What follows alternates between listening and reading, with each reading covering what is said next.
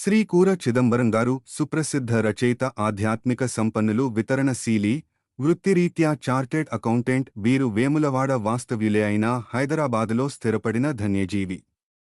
దత్తోపాసకులు. శ్రీ ఈశ్వరగారి నరహరి శర్మగారు దత్త భక్తుల సహాయంతో వేములవాడలో నిర్మిస్తున్న శ్రీ గురు వరసిద్ధి దత్తాత్రేయ స్వామివారి దేవాలయ నిర్మాణానికి గతంలోనే ₹1,00,000 విరాళాన్ని అందజేసిన మొట్టమొదటి దత్త భక్తులు.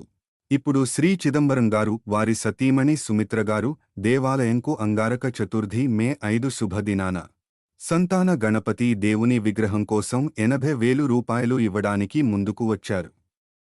వారికి, వారి కుటుంబ సభ్యులందరికీ ఆ గణేశుని ఆశీస్సులతో పాటు దత్త దేవుని కృప కూడా కలగాలని కోరుతున్నాము. Shri ఈశ్వరగారి Narahari Sharma.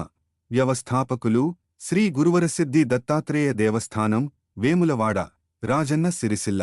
Thanks for watching. వీడియోని లైక్ చేయండి, షేర్ చేయండి. ఛానల్ను సబ్స్క్రైబ్ చేసుకోండి.